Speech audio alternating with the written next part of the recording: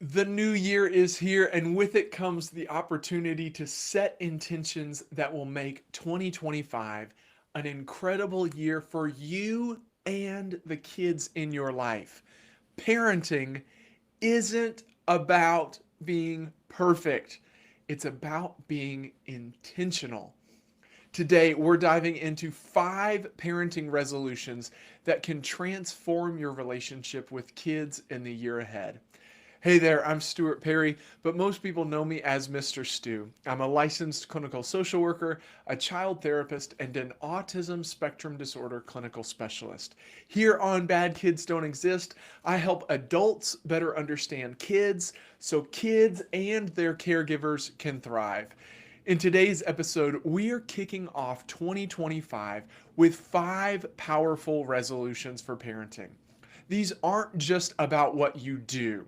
They're about how you connect, guide, and grow with the kids in your life.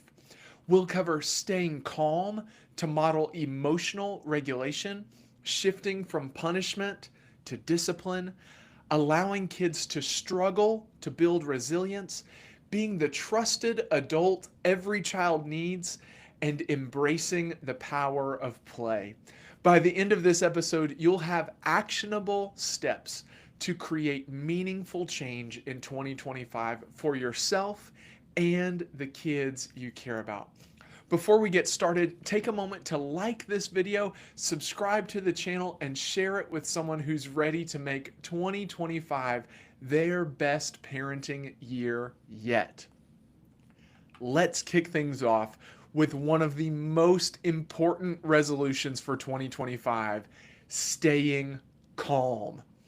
Did you know your emotional energy directly impacts your child's ability to regulate their own emotions? Let's break it down. Maybe you have seen those mugs or those supposed to be encouraging posters that say, keep calm and carry on. And sometimes you may look at them ironically and just think, how in the world am I supposed to stay calm? The world is burning to the ground. Sometimes it can feel like there are so many things completely out of your control. How in the world are you supposed to stay calm? I want to tell you why it's important to stay calm, give you some tips on how you can stay calm, and tell you what it will mean for your child or the children in your life if you can stay calm even when things get a little chaotic. If you've watched my channel for any period of time, you know there are a few things that I love to talk about. One of the things that I love to talk about are these things called mirror neurons. Mirror neurons are neurons that are in the brain, and they're located between what's called the frontal lobe and the parietal lobe they're mainly put in this part called the motor cortex. And these mirror neurons do all sorts of incredible things. They help us to read the emotions of other people. They help us to read the room, I guess is a really casual way to put it. But they were discovered by some scientists who were doing experiments on monkeys, and they put these monkeys in a functional MRI, and they had the monkeys eat bananas while they were in the functional MRI, and they watched the monkey's brains and all the different parts that reacted as the monkey was eating a banana. Then they had the monkeys watch other monkeys eat bananas, and they put them in the functional MRI while they watched, and they saw the same parts of the brain fired for the monkeys while they were watching another monkey eat the banana, as if they themselves were the ones eating the bananas. Then they found out that the same thing happens with people. When we watch someone who is feeling sad, a lot of times we start to feel a little sad ourselves, especially if we're very close with that person. If we see someone who is very scared, we can become scared ourselves because of this mirror neuron interaction. It's almost as if our brains are communicating with each other. Well, for children, especially young children, the mirror neuron connection to their caregivers is very strong. It's actually how kids learn what different emotions are and how to handle those emotions.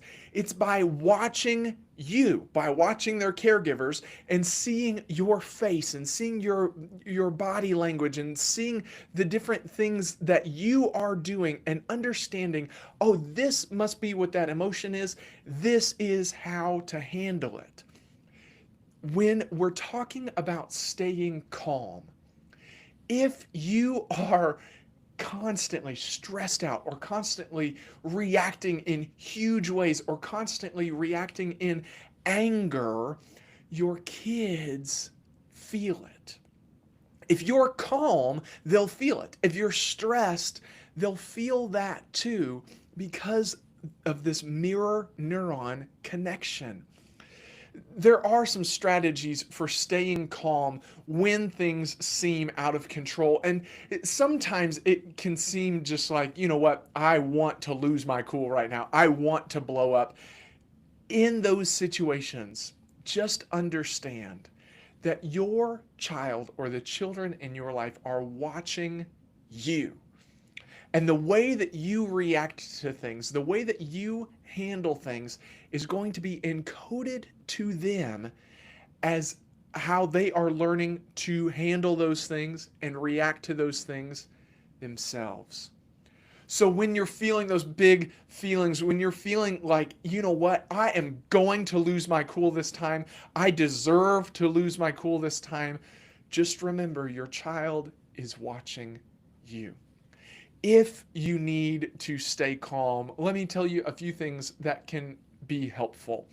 The first is one that I'm sure you have heard before, and it may even frustrate you that I'm going to bring it up.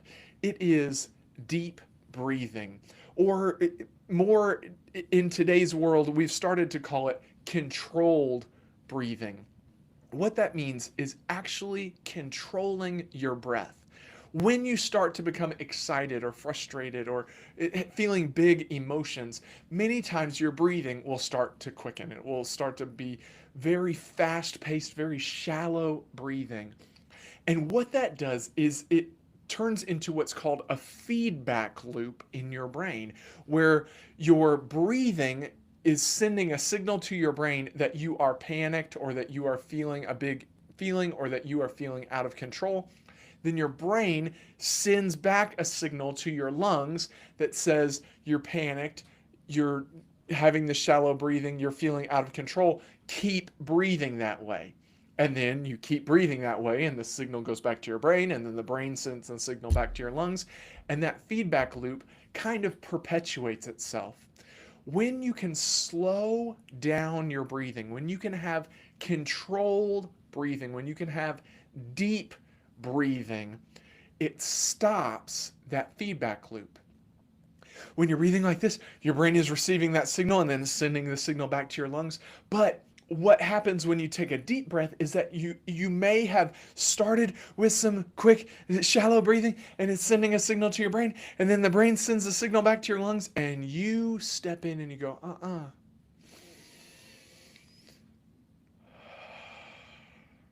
I know it seems like I should feel out of control right now, and I am feeling a big feeling, but I'm going to stay in control. I'm going to stop that feedback loop. And then, because your lungs have slowed down, the message that goes back to your brain is, I must be feeling calm or I wouldn't be able to breathe this way. And the brain sends a message to the lungs and to the rest of the body saying, calm down. Everything is fine. Deep breathing may seem silly. It may seem like something that is just so talked about and so overdone and just so simple. How in the world could it work? But it really does. If you start to feel yourself lose control, pausing and taking a deep breath and a few deep breaths and really filling up your belly and slowing down the breath and getting it really deep can change the situation. Another thing that you can do to stay calm so that your child can stay calm and so that your child learns how to stay calm is to pause before you react. This is one that I see constantly when I am doing observations in homes or schools. What I see often is that a child will say something and a parent thinks that they need to fire back immediately about something that the child said or that the child did, and they fire back. And so then the child sees, oh, it's time to fire back, and then they fire back, and then they fire back, and it turns into this tit for tat kind of back and forth where things escalate more and more and more. Where if you would just pause before you react, and really that pause helps you respond rather than react, you can stay more calm. And in staying more calm through your reaction or through your response, your child will also be able to keep themselves more calm. Pause before you respond. We've all had those situations where we leave the situation and we're driving home or whatever, and we're like, oh, I should have said, oh, whether it be something funny or whether it be a comeback or whether it be something even mean or cruel. We have these thoughts of just, oh, that's what I should have said. Why didn't I say that? And it's because you didn't pause. Had you paused, you could have come up with a better response rather than just reacting. If you react, expect your child to react. But if you pause and respond, expect a more thoughtful response from your child. Another thing to do to keep yourself calm, and this is another one of those things that I'm sure as I say it, people are going to roll their eyes and say, oh, it's another one of those talks, is taking care of yourself. Self-care is essential for keeping your cool. The more stressed you are, the shorter your fuse will be. But in today's world, people talk about self-care all the time, and it always turns into spending a ton of money or going on an expensive vacation. It doesn't have to be that. It can be small, meaningful things like a bubble bath or organizing your desk that show that you are taking time for you, that you are taking care of yourself. And I think that one of the reasons people roll their eyes all the time is because many times it turns into this expensive, extravagant thing. And it's like, well, how in the world am I supposed to do that? I can't pull that off. So that's one thing. And then another thing is that people say, oh, I tried self-care and it just doesn't work. Well, it's a consistent habit you have to implement. For instance, right now I am on vacation from work. My clients cannot reach me. My phone is off. My voicemail is set to direct them to someone else. If they email, I'm not checking my email whatsoever. They cannot get to me because I am taking care of myself. And I do that every time I go on vacation, whether I'm staying here in Louisville or whether I'm traveling far away. If I'm on vacation or even if it's the weekend, if it is not my work hours, you cannot reach me. You cannot reach me through phone. You cannot reach me through email. You cannot reach me through anything because I need to continuously practice the habit of taking care of myself. You need to do that too. As a parent, as a caregiver, consistently take care of yourself. And here's the big thing that goes along with self-care. It's not just doing it, it's giving yourself credit for it. Acknowledge it. For example, it's not just taking the bubble bath. It's while you are sitting in the bubble bath, you can say out loud or say in your head, I'm so happy I took some time for myself to make a nice bubble bath. When you acknowledge it, it cements it in your brain and it gives you this reward response from your brain. It gives you this dopamine and it floods you with all these feel-good chemicals. That way, it's not just a routine bubble bath, it's a bubble bath taking care of yourself. Or it can be something as simple as, I'm proud of myself for straightening my desk to feel more organized. Another thing I do before I leave my office each day, and then at the end of each week, I have two different routines. At the end of each day, I straighten up my desk. When I leave my home office, I straighten things up before I leave the room. And in my head, and sometimes out loud, I say, I'm so proud of myself for straightening my desk so I can feel more organized. Take care of yourself and give yourself credit for those things. It could be that you buy yourself a cup of tea. It could be that you buy yourself a donut.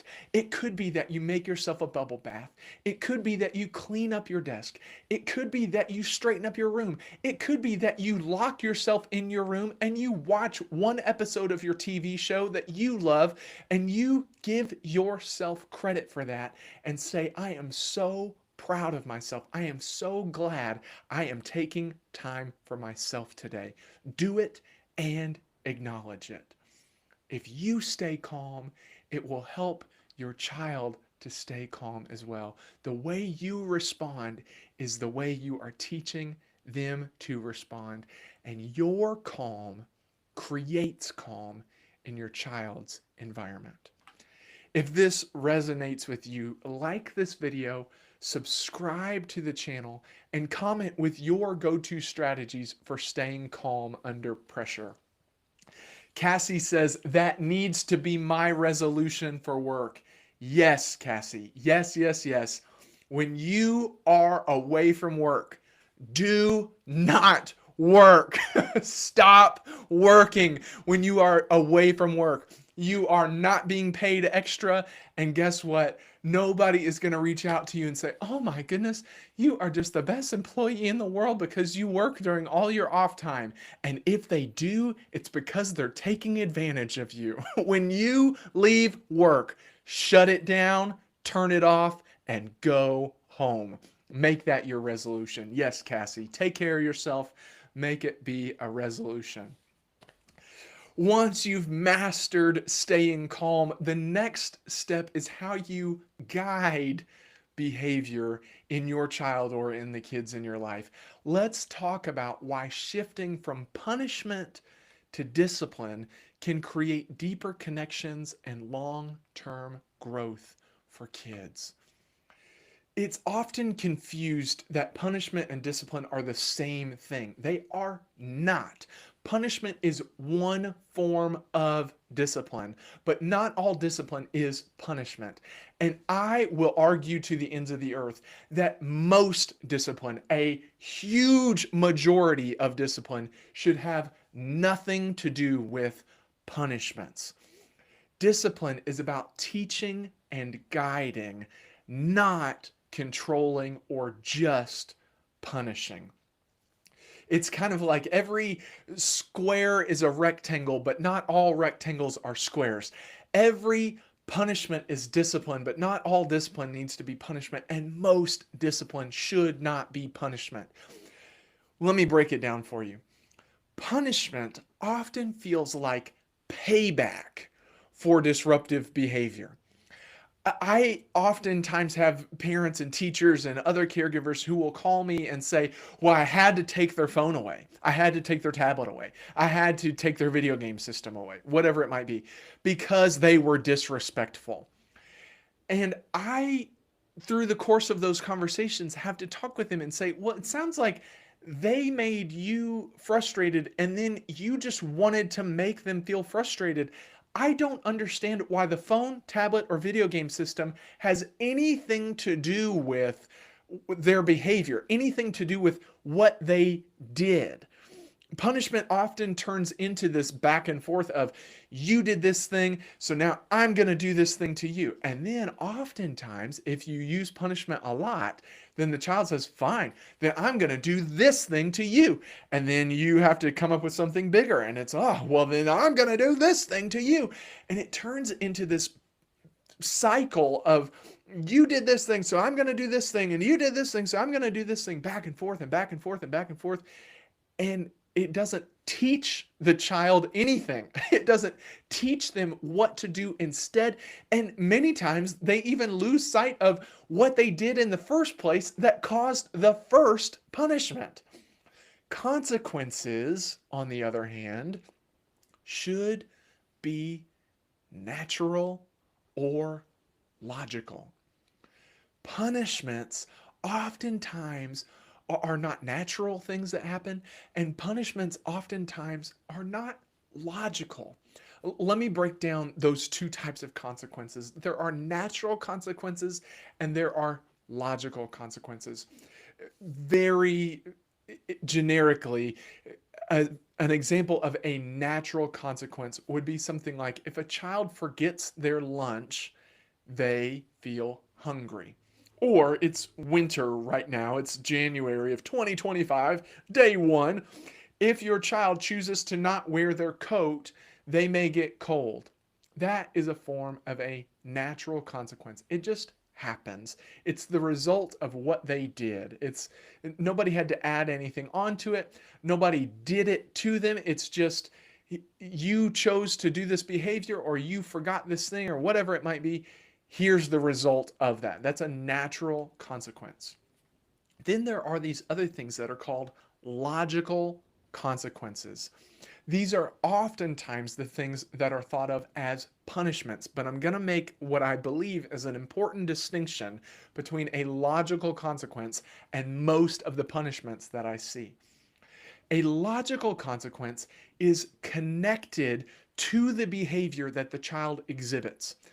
In an example, if they were to misuse a tablet or misuse their phone or misuse their computer, it's taken away from them because they weren't able to stay safe on that thing. Maybe they were looking at or looking at something they shouldn't have been looking at, or talking to someone that they shouldn't have been talking to.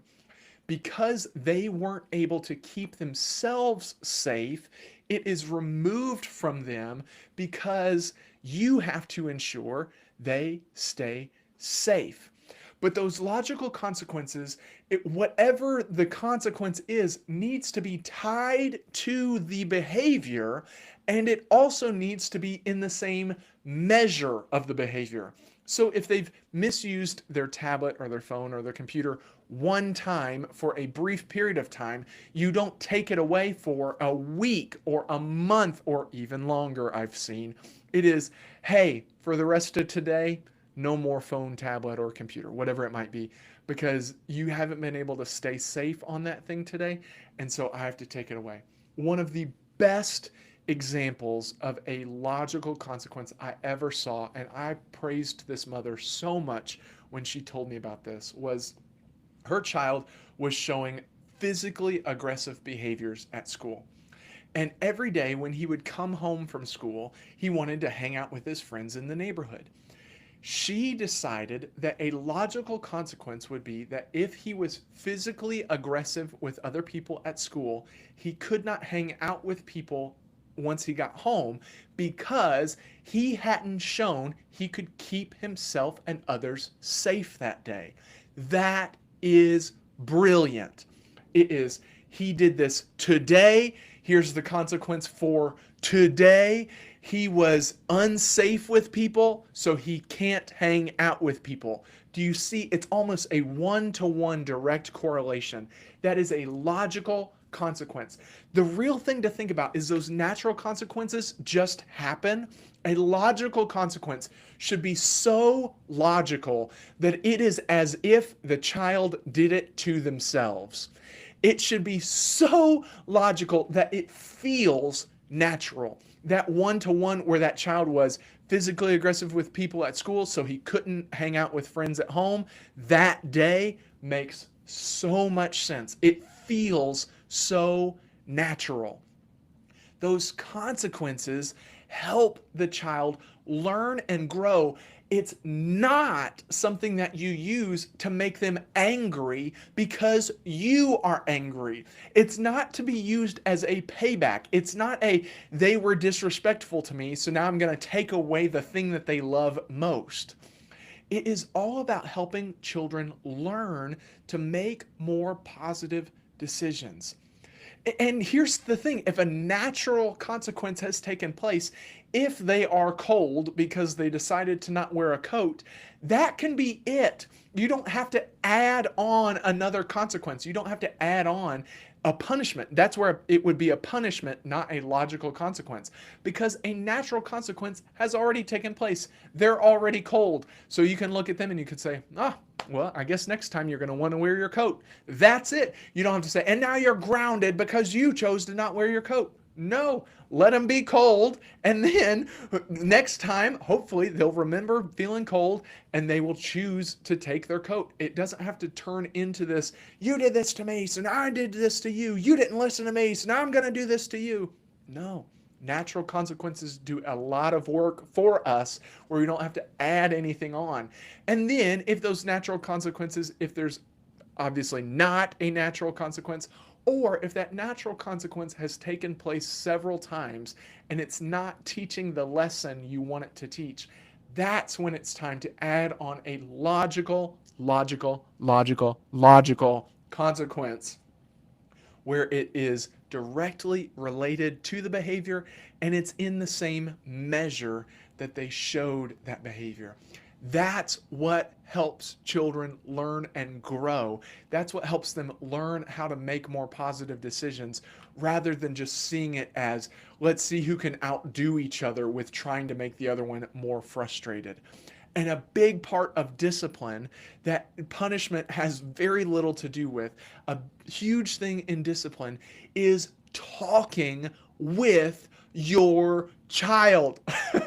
I am constantly baffled at how many people do not have conversations with their children, or the only conversations they have with their children are telling them what to do and what not to do, rather than discussing things with their children and helping their child to learn why some of those things are the best choices to make, or why some of those things are important to stay away from until a certain time, or whatever it may be. Talk with your child. And if you can discuss things with them rather than doling out punishment, then you are working through problems with them. This is something I have to praise my parents for. They did a fantastic job. If we did something disruptive, they would just talk to us. And my friends, I would show up to school the next day and they'd say, oh, so how long are you grounded for? And I'm like, I'm not grounded. They'd be like, oh, well, what'd they take away from you? They didn't take anything away from me.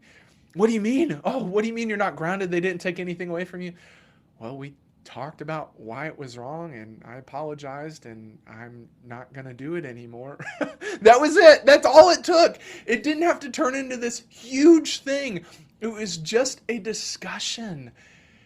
And in those discussions, in those talks with your child, make sure that your expectations are clear with them.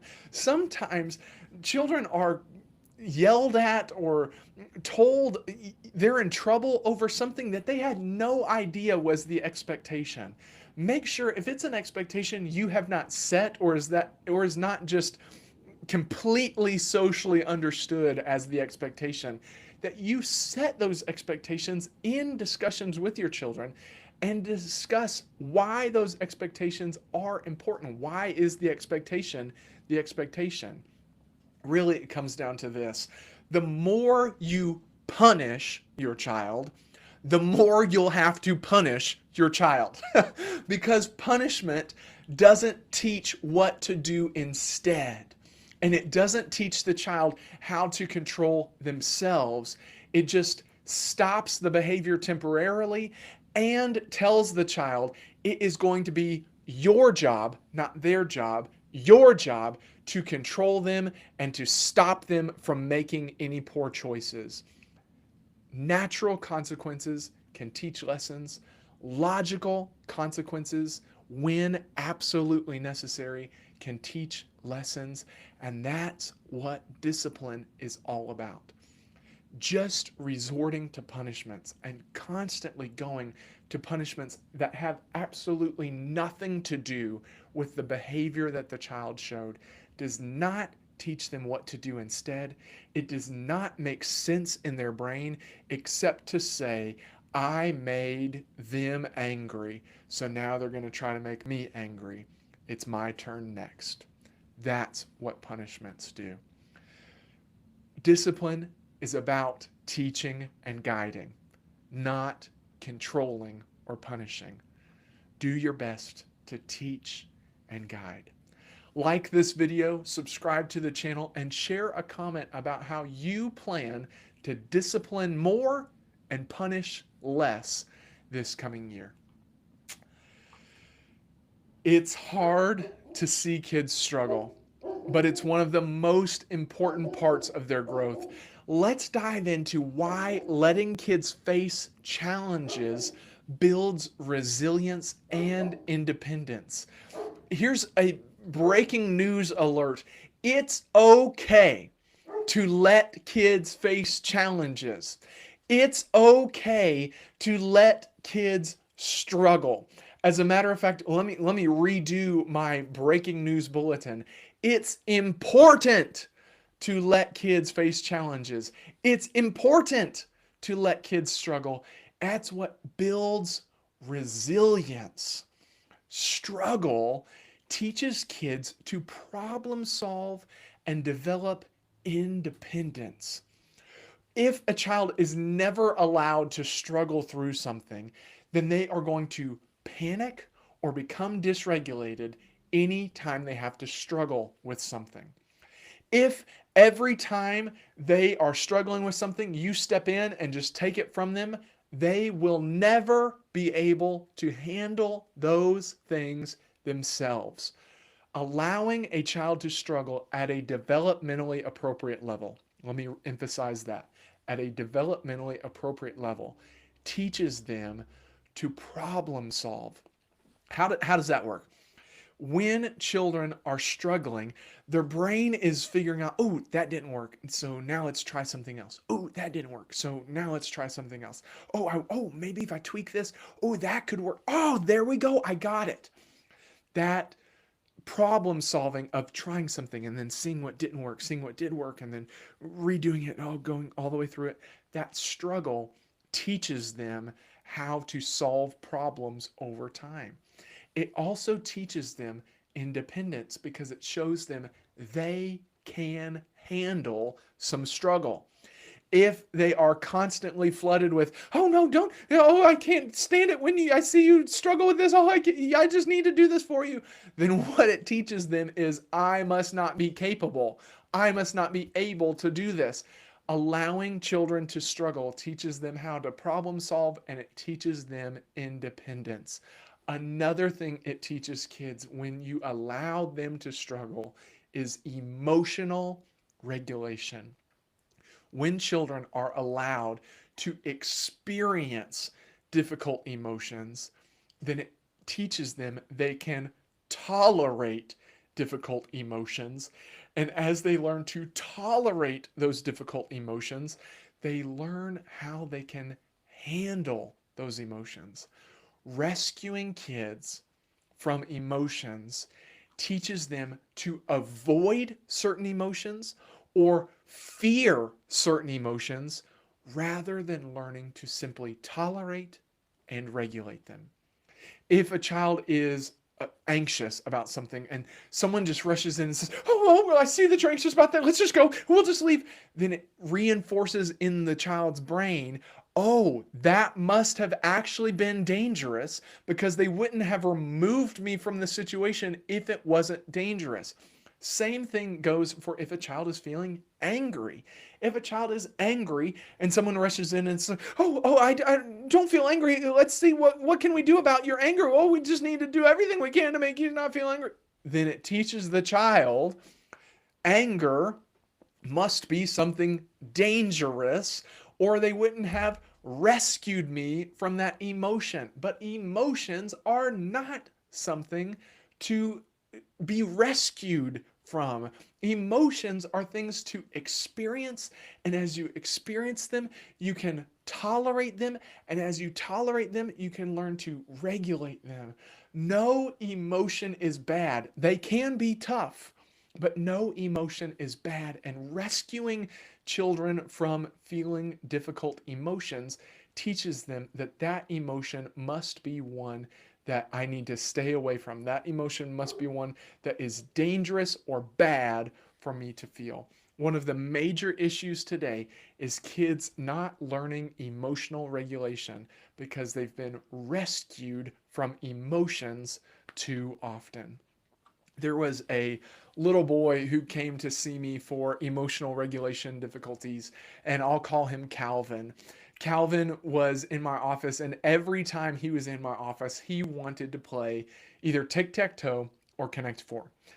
And I got to tell you, I am pretty good at tic tac toe and Connect Four. And I also have a rule: I don't let children win games. Kids do beat me at games, but when they beat me at games, they really did beat me at the game. And I hold that rule for all of my clients. Right now, I have clients as young as 2 and as old as 20. And if any of them challenge me to a game, I'm going to play my best, and they are either going to win or lose by their own merit. I am not going to allow them to beat me.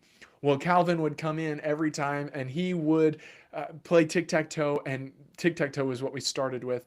And I just beat him over and over and over and over and over again until finally he had the chalk that was from my chalkboard, and he launched it at the chalkboard. He was like, "I hate you. I am never coming here ever again." And I looked at him and was like, "I know.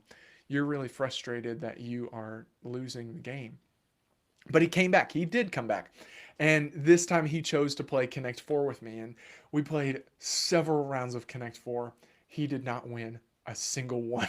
And he slammed the Connect Four board down onto the ground, and he dumped all the pieces onto the ground. And he said, "I hate you. I am never coming here ever again." And I looked at him and I said, "I know. It can be really hard sometimes when you lose a game, especially when you lose it a bunch of times." And he came back. He did come back, and he played me in Connect Four again. And this time he beat me one time. And he looked at me and he said, "Mr. Stu, I am never playing you in a game ever again." But he came back. He came back again. And guess what? He played me again, and he lost over and over and over and over and over. But then he'd beat me once. And then maybe the next time he'd beat me none at all. And then the next time he'd beat me once, or maybe he'd beat me a couple times.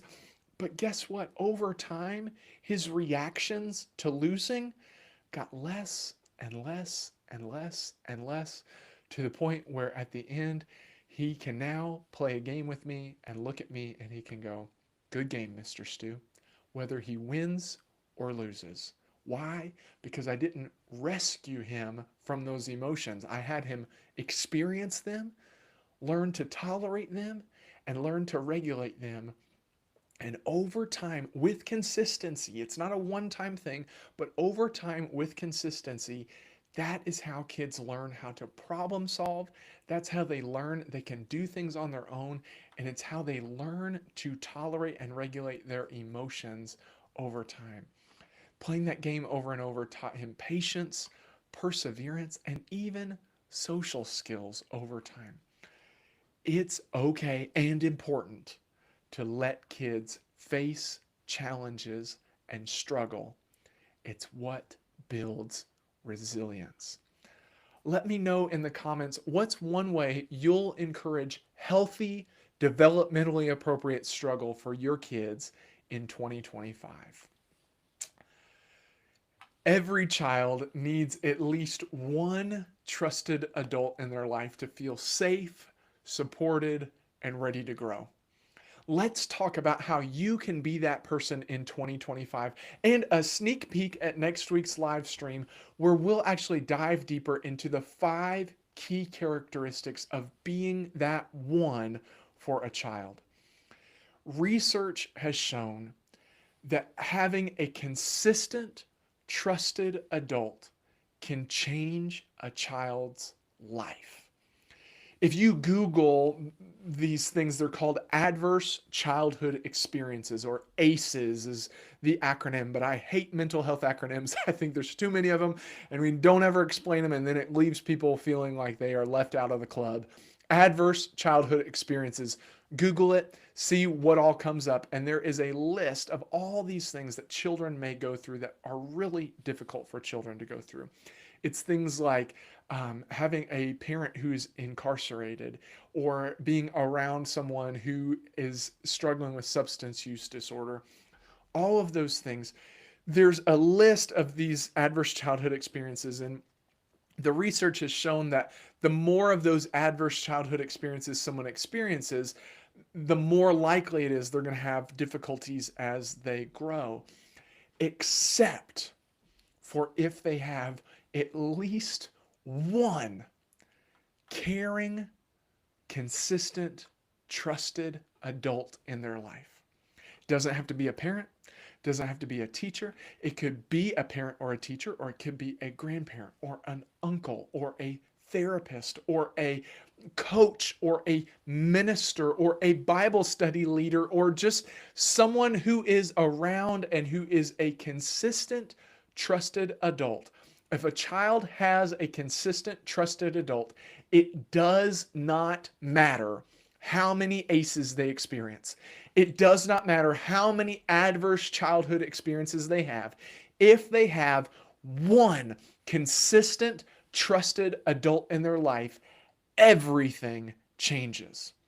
This is research that was done by Harvard and the CDC.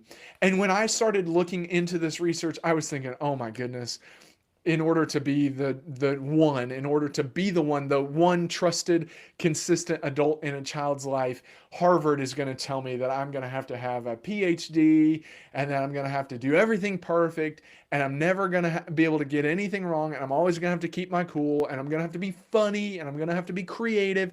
Those are the things that Harvard and the CDC is going to tell me. Wouldn't you know, none of those things are on the list. There are 5 things it takes to be the one. There are 5 things it takes to be a consistent, trusted adult in a child's life, for you to be the one that can change everything in the life of a child, for you to be the one who can say that, yes, I know you have been through a lot. I know even a lot is going on right now, but I'm going to continue to be here. And if you will be that person, everything changes in the life of that child. There are 5 things. Next week, we're going to dive deep into each one of them, but let me tell you what those 5 things are right now, because once you hear it, it sounds so simple. And again, this research coming from Harvard, it can seem like, oh, what are they going to tell me I'm going to have to do? What am I lacking? What am I not going to be able to pull off? It's Harvard. It's the CDC. They're going to have these huge expectations. Nope. Here's the 5 things. Number 1, stability. Just that you're there. Just that you're there. Just that you are a stable presence in their life. That's number 1. What? Number 2, responsiveness. Just that you respond to them, that when they reach out or when they are talking to you, you are there with them and that you are responding to them. Or that when something happens in their life, you praise them for it or reach out and ask how they're doing with it. Just that responsiveness, just responding to them. That's it. Stability, responsiveness. Number 3 is what we in mental health call unconditional positive regard. Just being positive with them, believing that they are doing their best, even when they make poor choices, even when they are doing things that you disagree with. Can you believe that they are doing the best they know how to do? And do you believe that they can be someone amazing? That's what unconditional positive regard is. So far, have I said anything groundbreaking? Have I said anything earth-shattering that you can't pull off? I don't think so. Stability, responsiveness, unconditional positive regard. The 4th one is just predictability. And I panicked a bit when I saw this one because I was like, oh, predictability. Does that mean predictably perfect? Nope. It just means predictable. It just means that you don't allow something one time and then scream at them the next time that they do it. Or it means that the boundaries are well established. In my office, for instance, kids know the sand stays in the tray. And there's not times where I say, oh, today you can let the sand come out of the tray. The paint stays on the paper. And there's not a day where I say, oh, today you can paint on yourself. But other days you might not be able to. Nope, just predictable. I just keep it the same, predictable. It's not about being creative and all these wild things. It's just about being predictable. Are you kidding me? There's four of the things: stability, responsiveness, unconditional positive regard, predictability, and then finally is just encouragement. Just that you tell them that you believe that they are amazing and that they can do amazing things. Mr. Rogers would say that they are loved and that they are capable of giving love. That's the way to encourage a child.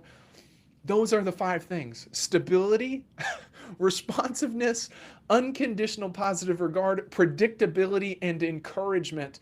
Those are the five things that if you will be that for your child, or if you will be that for the children in your life, you change everything for them. There is nothing groundbreaking, earth-shattering, too hard to accomplish. You can do it. You can make a huge difference in your child or in the life of the children in your life if you will be stable, responsive, show unconditional positive regard, be predictable and encouraging. That's it. Next week, I'm going to dive even deeper into those. So get ready for that, because next week I'm dedicating the full live stream to breaking down those five characteristics. And we'll talk about how you can embody them and make a lasting impact in 2025. Let me know in the comments, how will you show up as the one trusted adult for a child in your life this year? And let's end on a joyful note: the power of play. Play isn't just fun. It's a vital tool for learning, connection, and emotional growth. Here's why it matters so much. There are so many powers of play, but play can enhance learning, enhance connection, and enhance just joy. And one of the reasons that play is great for learning, especially in young children, is because there's all these different parts of the brain. There's several lobes of the brain, and each lobe is responsible for different things. But there's one lobe, it's called the frontal lobe, that is responsible for putting all those things together and making sense of it. The problem is that for young children under the age of 12, there's not a strong connection to the frontal lobe, so their brain doesn't do a great job at putting all the things together. What play does is it engages multiple areas of the brain, because there's a part of the brain that's responsible for touch, and there's another part of the brain that's responsible for sight, and there's another lobe in the brain that's responsible for hearing and for smell, and there's another lobe in the brain that's responsible for taste. So when a child is playing, they are engaging all those lobes of the brain through touch, taste, sometimes taste, smell, sight, and hearing. All those different lobes of the brain are engaged, and the frontal lobe doesn't have to do it. It's being manually done because the brain can't automatically do it just yet. There's another part in the brain that's called the parietal lobe, and it's in the back. This is the first part of my head that went bald, and that's how I remember it. The parietal lobe, and the parietal lobe is responsible for synthesizing all of our sensory information. The frontal lobe is responsible for processing all of our logical thought information and synthesizing all of that information. Well, the frontal lobe isn't quite fully connected, but the parietal lobe is. So if you can engage senses in learning, then the parietal lobe can do what the frontal lobe can't yet do, and you can manually do for a child's brain what their brain can't automatically do just yet. This is the reason why when we're teaching children the ABCs, we don't just say, repeat after me, A, B, C, C. We say, hey, everybody, sing it with me now. A, B, C, D, E, F, G, H, I, J, K, L, M, N, O, P. And we make it fun. We engage different senses. We may even dance. It's also why in children's classrooms in elementary school, You can see that there are banners hung everywhere, and sometimes there's the alphabet up there and it's got a picture of an apple next to the A, and there's a picture of a ball next to the B, and there's a picture of a cat next to the C. It's to engage those different senses, because the more you can engage different senses, it helps children learn. Playing together with a child also fosters a sense of connection and builds trust between kids and adults. Play is serious business for kids, but play is also very important to them. It's much more serious maybe to them than it is to you. And if they let you in on their play, it's because they trust you or they want to trust you more. Playing with your child helps you have a positive experience with your child over something that they care about, and it helps you to build connection with them. There's a skill that I love to teach parents that's just called attending, and I want to teach it to you very briefly right now. Attending while a child plays. Attending, in for lack of a better term, is just like being a narrator for a child while they play. I have two clients who come to mind when I talk about this, because one of them actually called me out on it, and he said, "You are just the world's best narrator, aren't you?" Because he could tell that pretty much everything he was doing, I was just narrating for him. There's another one who actually asked me, he said, "Mr. Stu, can you not make the sound effects to the action figures when we play?" Because I was overstepping. I was doing more than just narrating. But this attending is a great way to let the child lead and to foster this connection. And it's so simple if you'll do it. Attending is not about correcting their play. It's not about questioning their play. It's about acknowledging their efforts and acknowledging the emotions they're experiencing while they play. The best way to think about it is just keep saying statements about you. You. Oh, you are doing this. Oh, you are doing that. I'll give an example. If a child is building something with Legos, then I'll say, "Oh, you know how to put those together. Oh, you are building it higher now. Oh, you picked the ones that you wanted. Oh, you made all those the same color. Oh, you are building it even taller. Oh, you added a door. Oh, you want some windows. Oh, do you see? It's just you. And I'm not asking, I'm not saying, "Oh, did you want those to be the same pattern?" No, I can see they wanted those to be the same pattern. And if I say it and I'm wrong, they'll tell me. I don't have to ask. It's just narrating what they're doing. And I'll also acknowledge the emotions that they're feeling. They'll hold it up and smile, and I'll say, "Oh, you are so proud of what you made. Oh, I see you're frustrated because it fell apart." You hear me saying "oh" a lot. Oh, that's just how I think about things. I don't say "oh" as much when I'm talking to the child, but it's just "oh." See, there we go again. You're feeling frustrated because it fell down. Oh, I know. You're sad because the painting didn't turn out how you wanted. You're working really hard on that. You're really taking your time in there. You wanted that part to be blue. Do you see? It's all about you. And when you make it you, the child sees that they are important to you, that you are there trying to get in their world. If you can do that with your child and start at just 5 or 10 minutes a day where they get to choose the activity and you are just going to attend with them, you are just going to give them acknowledgement for their efforts, acknowledge what they're doing, acknowledge their emotions while they're doing it, it will build such a strong connection with them. My mom and dad did this when I was younger with me and my brothers, but the times I remember the most are with my older brother. They would go and watch him play video games.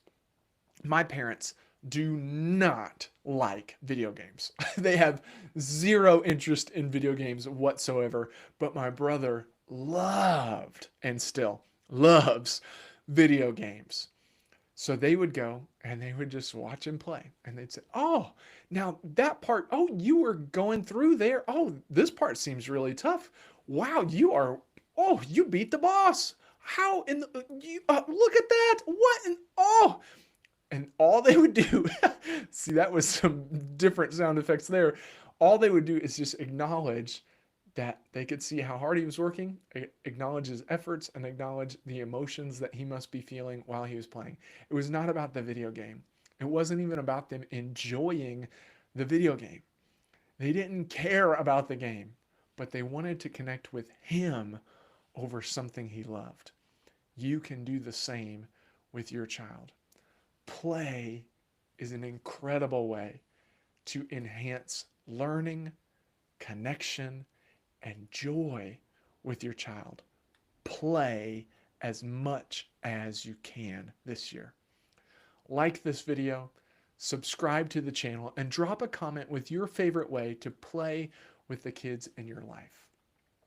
From staying calm to disciplining more and punishing less, letting kids struggle, being the one trusted adult, and embracing play, these 5 resolutions can transform 2025 for you and the kids in your life. Which resolution resonates most with you? Drop a comment below and let me know. Don't forget to like, subscribe, and share this video to help spread these powerful strategies for the new year. And if you're looking for a keynote speaker or a workshop leader to inspire and train your team, visit badkidsdon'texist.com/booking to learn more about my programs. I've got a ton of bookings already for 2025, even more to come. Make sure you're following at Mr. Stu TV everywhere on social media and YouTube so that you don't miss out. Until next time, this is Mr. Stu, reminding you that some things exist, some things don't. Bad kids don't exist. Peace.